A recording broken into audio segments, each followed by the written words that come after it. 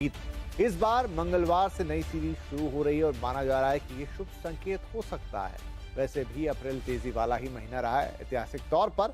इसके अलावा वित्त वर्ष 2025 का लेखा जोखा भी करेंगे और आगे का रोड मैप भी समझेंगे। अभी बाजार में इस हफ्ते की शुरुआत में जिस तरह की रैली दिखी वो कितनी टिकाऊ है, एफआईआईज की भारत वापसी से कितनी उम्मीदें बन रही है, आगे मिड और स्मॉल कैप जैसे शेयरों का क्या होगा, या फिर अभी बाजार के लिए कुछ फियर फैक्टर बाकी है, और हाँ, ट्रंप का टेंट्रम क्या बाजार को अब भी पीछे खींच रहा है या इस पे अब एक नरमी हम देखेंगे, और अमेरिका में मंदी का खतरा कितना बड़ा है। तो ये सारी बातें होंगी और आज इन्हीं सब पर बातचीत करेंगे, बाजार की आगे की चाल को समझेंगे, बाजार के बिहेवियर को जानेंगे। हमारे साथ जुड़ रहे हैं आज के इस कार्यक्रम में कुछ खास मेहमान, इन्वेस्टमेंट इन्वेजलिस्ट और मार्केट एक्सपर्ट प्रकाश दीवान साहब, इन्वेस्टिंग एक्सपर्ट सुनील सुब्रमण्यम जी और मार्केट एक्सपर्ट सुदीप बंदोपाध्याय। आप सभी का बहुत बहुत स्वागत है। तो चलिए शुरुआत करते हैं और सुदीप सर, आपसे पहला सवाल लेकर आता हूं कि देखिए, अक्सर हम बात करते हैं अप्रैल सीरीज की और हमने देखा है कि हिस्टोरिकली ये सीरीज काफी इंटरेस्टिंग होती है। मतलब आप कहीं भी डावाडोल हो रहे हो लेकिन इस सीरीज में जाके आप सुधर जाते हो, एक आध एक्सेप्शन हो सकते हैं। तो क्या इस बार भी इस सीरीज से ऐसी उम्मीद लगाई जाए?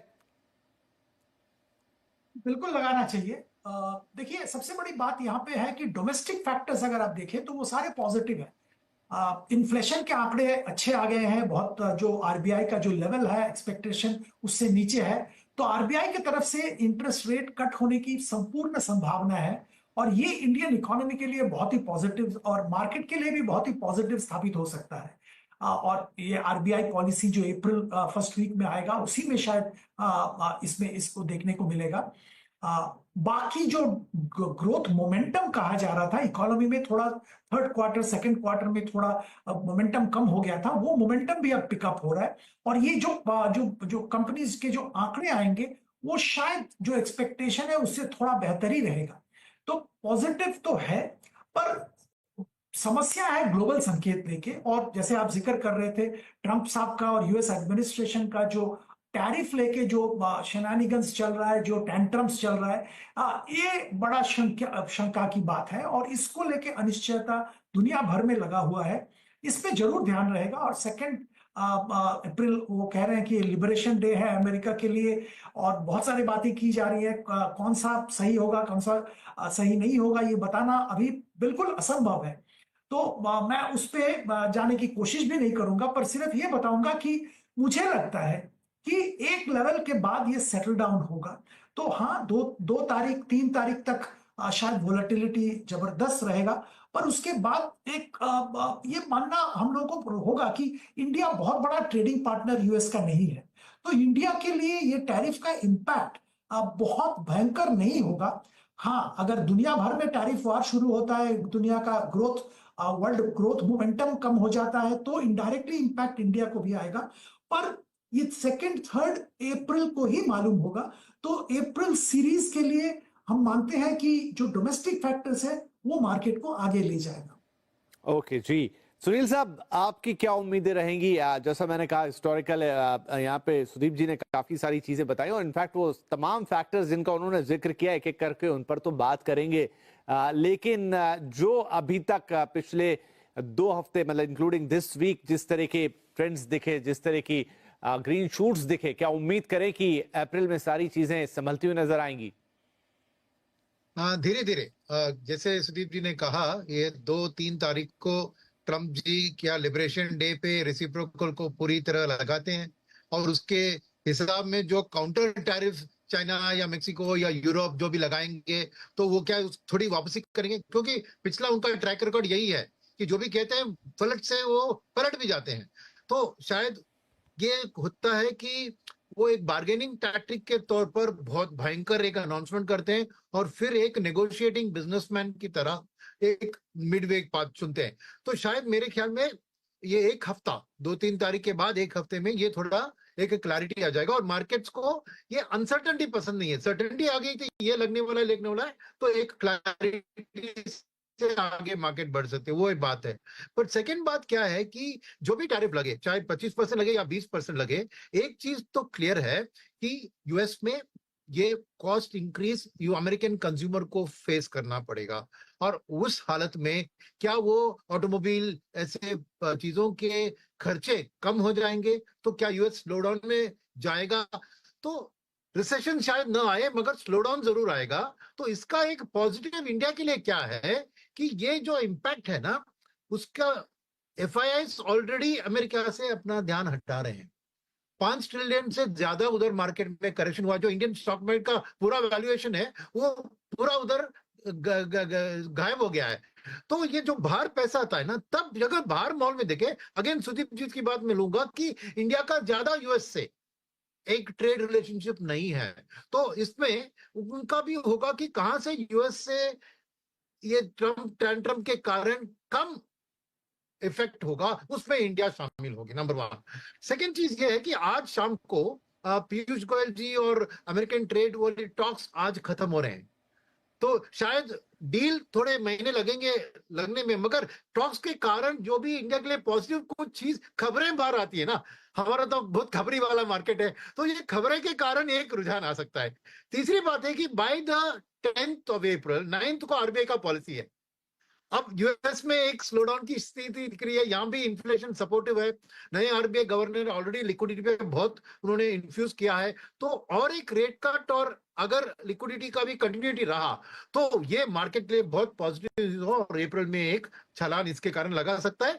बाकी उसके बाद रिजल्ट्स जो आएगी अर्निंग सीजन की, वो जैसे डेवलप होगी, सेक्टर स्पेसिफिक कॉल्स शाम लेटर हाफ ऑफ अप्रैल और अर्ली मई में ही आपको दिखेंगे। अर्निंग्स पे तो डेफिनेटली नजर रहेगी, क्योंकि अर्निंग जैसे कई लोग एक्सप्लेन करते हैं कि भाई मार्केट के लिए तो भगवान की तरह है, उस पे सब कुछ चलता है। लेकिन उस पे आता हूं, लेकिन ट्रंप की थोड़ी और बात कर लेते हो। प्रकाश जी भी आ गए। प्रकाश जी, ट्रंप साहब देखिए बहुत अनप्रेडिक्टिव है, आज कुछ कल कुछ, तो क्या उनकी इस अनप्रेडिक्टेबिलिटी को लेकर मार्केट भी हमेशा अनप्रेडिक्टेबल रहेगा, या समझ जाएगा कि ये व्यक्ति तो है ही ऐसा, तो अब इसको इतना तो फैक्टर इन कर लिया, इसके बाद जो आएगा आएगा, जो नहीं आएगा नहीं आएगा, कि नहीं उनकी हर बात का इंपैक्ट होता ही चला जाएगा? देखिए, वो इतने अनप्रिडिक्टेबल है कि इस सवाल का जवाब भी देना भी मेरे लिए शायद मुमकिन नहीं है क्योंकि किस हद तक वो अपने बयानों को अमल में तब्दील करते हैं, ये कहना थोड़ा सा मुश्किल है। एक चीज होती है कि नारेबाजी, बयानबाजी करनी, उससे आपको सामने वाले की परिस्थिति कैसी है, मजबूत है, ढीली है, घबराहट वाली है, वो समझने के लिए काम आती है। फिर आप एक्चुअली जब नेगोशिएशन टेबल पे बैठते हैं तो कुछ और निकाल के लाते हैं। सो आई थिंक इसका सार एक ही है विपिन भाई, कि ग्लोबली सबको अपने आप एक आत्मनिर्भरता की तरफ जो झुकाव पहले हल्का था वो अब और गहरा जाएगा। हर एक, चाहे आप जर्मनी, फ्रांस को देख लीजिए या यूके को देख लीजिए या यूरोप को एज अ होल देख लीजिए, आप हिंदुस्तान को देखिए, चाइना को देखिए, हर जगह आत्मनिर्भरता पे फोकस ज्यादा आने लगा है। तो हमें तो ये समझना है कि मान लीजिए ये ट्रेंड जारी रहता है, एक आध साल तक चलता है, तो इस माहौल में हमारे लिए क्या फायदे वाली चीज हो सकती है जो बाकी देशों की आत्मनिर्भरता में हम लोग उस कॉन्टेक्स्ट में, उस संदर्भ में हम अपने आप को ढाल सके और उसका फायदा ले सके। जैसे अभी आपने सुदीप ने जैसे समझाया कि भाई ये ट्रंप साहब की नीतियों से जो इम्पैक्ट होगा उस आज समझना वो नामुमकिन सा है। और सुनील भी कह रहे थे कि भाई ये रोज रोज चेंज होती रहेगी, तो हमको तो अपने आप को इंटरनली स्ट्रेंथ कहाँ से आती है वो देखना है, और वो अर्निंग से आएगी, आरबीआई के जो चेंजिंग स्टैंड से आएगी, हमारे बजट का जो इम्पैक्ट है वो जैसे अगले 8-10 महीने में आपको दिखना शुरू हो जाएगा, और इन्फ्लेशन जैसे जैसे काबू में आता है वो हमारे लिए फायदा होता है। तो मुझे लगता है कि ये दुनिया भर में जो लिक्विडिटी का जो मामला है वो थोड़ा सा ट्रंप साहब की नीतियों से वो रह सकता है, उसकी वजह से आधारित रह सकता है। लेकिन वैल्यूएशंस, अर्निंग्स, ये जो है, तो ये चीजें जो दूसरा पड़ाव है, एक सेंटिमेंट हो गया जो शायद ग्लोबल कारणों की वजह से, परिबलों की वजह से खराब रह सकता है या अनसर्टन रह सकता है। लेकिन अर्निंग्स को अनसर्टेनिटी कोई नहीं है, ग्रोथ को कोई अनसर्टेनिटी कोई नहीं है। सो ये जो चीजें हैं इस पे फोकस करके आप अगर चयन करेंगे आपके सेक्टर्स का, स्टॉक्स का, मेरे हिसाब से आपकी इस दुविधा का भी जो है हल निकल सके। जी ठीक है। तो चलिए, तो फिर जब हमें इंटरनल फैक्टर्स पर जो कि हमारे लिए ज्यादा कंड्यूसिव हैं या उनके ऊपर ज्यादा कंट्रोल है, उन्हीं की बात करनी चाहिए। तो जो सबसे करीब जो एक बड़ा इवेंट होगा वो होगी आरबीआई की पॉलिसी। सुदीप साहब देखिए, ये तो बात तय है कि एक रेट कट वो कर चुके हैं। सभी एक्सपर्ट कहते हैं कि कम से कम अगर मिनिमम भी एक साइकिल स्टार्ट होती तो 2 से 3 रेट कट तो आते आते। तो अगर इस बार आया तो नंबर 2 होगा। 25 बेसिस पॉइंट की सब उम्मीद कर रहे हैं, उससे ऊपर कुछ आता है तो सरप्राइज होगा। इसका कितना इंपैक्ट आएगा? क्या 25 बेसिस पॉइंट फैक्टर इन होगा? कई बार हम देखते हैं रेट कट आता है, कुछ ज्यादा फर्क नहीं पड़ता, या ओवरऑल सेंटीमेंट को बूस्ट करेगा। हो सकता है उस दिन मार्केट में आपको बहुत हलचल ना दिखे, लेकिन आपको एक बड़े रैली की तरफ या कहूं बड़ी स्टेबिलिटी की तरफ लेके जाएगा। कैसे इसको देखेगा मार्केट? दो चीज होगा अभी। एक पहली चीज तो है इंटरेस्ट रेट कट जिसकी जिक्र आप कर रहे हैं, बिल्कुल सही कह रहे हैं कि 25 बेसिस पॉइंट तो सब लोग फैक्टर इन करके चल रहे हैं। और मेरा जो जो जो एक्सपेक्टेशन है कि आरबीआई इसके आगे कुछ करेगा, शायद 50 बेसिस पॉइंट। क्योंकि देखिए, ये बैक एंड में रेट कट करके कोई फायदा नहीं है। इंडिया का ग्रोथ के मोमेंटम वापस लाने के लिए रेट कट की जरूरत अभी है, और माहौल अभी बिल्कुल सही हो गया है। जो जो जो इन्फ्लेशन के आंकड़े आ रहे हैं वो बहुत अच्छे आ रहे हैं। फूड ग्रेन प्रोडक्शन रिकॉर्ड हुआ है, रिकॉर्ड मात्रा में फूड ग्रेन प्रोडक्शन हुआ है। तो यही एक बहुत अच्छा मौका है रेट कट करने का, और अभी एक साथ 50 बेसिस पॉइंट रेट कट करना चाहिए, जो कि मार्केट के लिए एक बहुत ही पॉजिटिव मोमेंटम लेके आएगा। मार्केट की बात एक मिनट के लिए छोड़ भी दीजिए, इकोनॉमी के लिए भी एक बहुत पॉजिटिव चीज होगा। इसके साथ साथ एक चीज पे और ध्यान देना पड़ेगा। आरबीआई की तरफ से सरकार को एक बहुत बड़ा डिविडेंड भी शायद दिया जाएगा। पिछले साल भी दिया गया था, इस साल भी एक बड़ा डिविडेंड की ऐलान शायद किया जाएगा और दिया भी जाएगा। पिछले साल क्योंकि इलेक्शंस वगैरह थे, तो सरकार की तरफ से स्पेंडिंग थोड़ा रुक गया था और बहुत स्लो डाउन हो गया था। उम्मीद है कि इस साल वो नहीं होगा। सरकार को जो डिविडेंड मिलेगा 2-3 लाख करोड़ जो भी मिलता है, वो स्पेंडिंग भी तुरंत होगा, और उससे इकोनॉमी में पॉजिटिव मोमेंटम भी वापस आएगा। तो ये सारे जो संकेत है, डोमेस्टिक जो संकेत है, particularly RBI policy and RBI action related, वो एक बहुत बड़ा इन्फ्लुएंस मार्केट के लिए होगा। मैं एक और चीज का जिक्र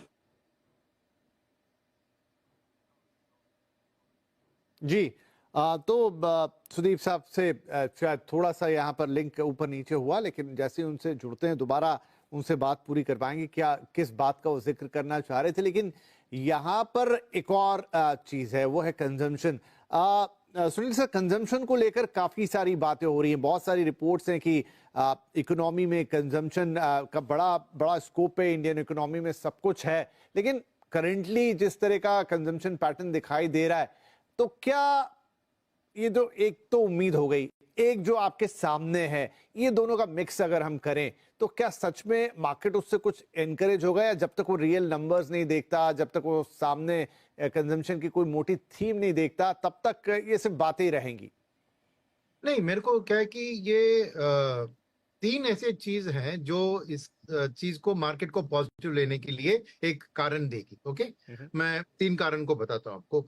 तो पहली कारण है कि 1 लाख करोड़ का जो अनाउंसमेंट किया था बजट में गिव अवे, वो पैसा अप्रैल से ही लोगों के हाथ में आना शुरू होगा मेंटली, कि इस साल की मेरी तनख्वाह में मेरे को इतना सेविंग्स होगा।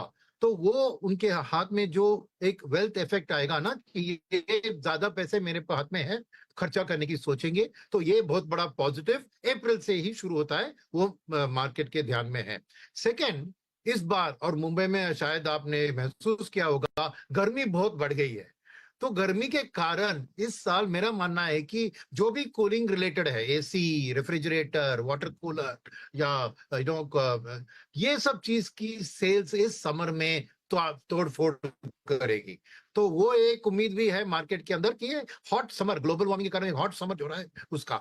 मगर तीसरा चीज जो है वो है आरबीआई पॉलिसी के संबंधित। अभी सुदीप जी ने बहुत अच्छी तरह से समझाया कि शायद 50 बेसिस पॉइंट का रेट कट, पर मेरा मानना ये खाली रेट कट से बात नहीं बनेगी, क्योंकि रेट कट के साथ लिक्विडिटी का इन्फ्यूजन भी जरूरी है। और मानता हूं कि मैं कि पिछले आरबीआई गवर्नर के टाइम में एक तो गवर्नमेंट की कैपेक्स की स्लो डाउन हुई थी, मगर उसके साथ लिक्विडिटी हमने बहुत टाइट रखा था। ये एक कारण था कि प्राइवेट में पैसा नहीं गया, क्योंकि बैंक्स अगर ये रेट कट को पास ऑन करने की जरूरत है, तो उनको लिक्विडिटी भी फ्री होना चाहिए। अभी पिछले 3-4 महीनों से क्या हुआ है कि डॉलर को फाइट करने में हमारी रुपी को लिक्विडिटी सपोर्ट आरबीआई ने ही किया है और उसको कॉम्पेंसेट किया है दोनों गवर्नर ने लिक्विडिटी इन्फ्यूज करके। मगर आने वाले दिन में और भी लिक्विडिटी इन्फ्यूज करने से ही रेट कट का ट्रांसमिशन ईएमआई के जरिए होगा। तो ये 3 चीज है जो मुझे कंजम्पशन में एक पॉजिटिव चीज दिखा रही है। और एफएमसीजी में क्या है कि ये ग्लोबल रिसेशन का इंपैक्ट आपको मेटल्स और फूड ग्रेन्स की प्राइसेस में कम दिख रही है, तो उनकी इनपुट कॉस्ट भी कम होगी, तो एफएमसीजी सेक्टर में भी शायद मार्जिन बढ़ सकते हैं। तो मेरे लिए कंजम्पशन के आंकड़े अच्छी आनी चाहिए और मार्केट की उम्मीदें भी इसके पीछे अच्छी होगी, तो ये एक अच्छा सेक्टर होगा इस